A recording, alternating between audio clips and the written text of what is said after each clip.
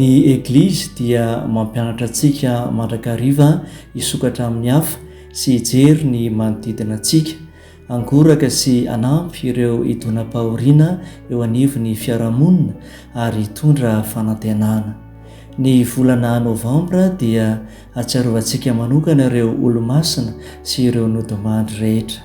Koa amin'ity volana ity dia entan'ny Papa isika iombona ambavaka ho an'ireo ray aman-dreny na moa zanaka no ny antony samihafa na eto amintsika izany na any amin'ny firenen-kafa, mba ahita fanohanana avy amin'ny fiarahamonina misy azy any izy ireo ary ahazo ny fiadanam-po avy amin'ny fanahy masina mpankahery.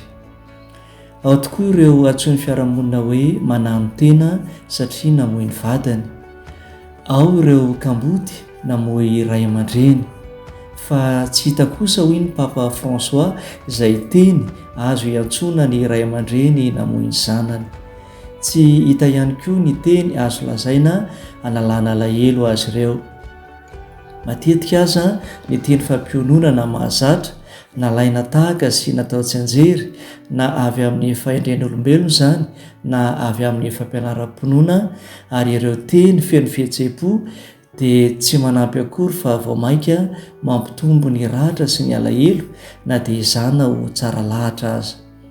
Mety hanelingelina sy handreraka ary hibahana fotoana izany ka tsy hahafahany mahita ny fiadanam-po ilainy. Mety ho endriky ny fitiavana sy fanajana tokoa ny fahanginana sy ny tsy fiterinana be loatra manoloana ny fahoriana manjo ny hafa.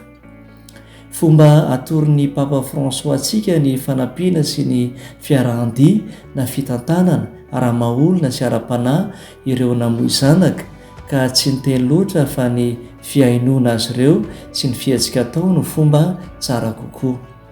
Adia tsy andraikitra mila fahafoizana fotoana sy fitiavana manokana ny tsy famelana azy ireo ho irery sy ny fanasitranana ny fanahintainany. Ny fakana tahaka an'i Jesoa nankahery ny ory mpanjinina ao amin'ny soratra masina no lalana mazava arahintsika. Zava-dehibe ny miarakory, fa tsy ny fitanisana ny fahoriana ary adidy masina sady asa-pamonjena ny vavaka fanolorana amin'i Jesoa ny fijaliany olombelona. Azo antoka fa rehefa tohanany vavaka ataontsika ireo ray aman-dreny namoy zanaka, rehefa hankahirezan'ny finoana sy ny fahasoavan'ny fanahy masina mpanavaka alahelo ary mahazo fampiononana avy amin'ny fianakaviana, dia hatsapa ny fisian'Andriamanitra mandrakariva eo amin'ny fiainany sy hiarina indray amin'ny ratra nanjo azy ary ho velona indray ny fanantenany. Mahavariana tokoa fa na dia manjaka eo amin'izao tontolo izao aza ny kolotsainy tsy firarahiana ny hafa, dia fantatsika fa tsy vitsy ireo manolo tena sy manao samaritanina tsara fanahy mitondra fanantenana ho an'ny mpiara-belona aminy.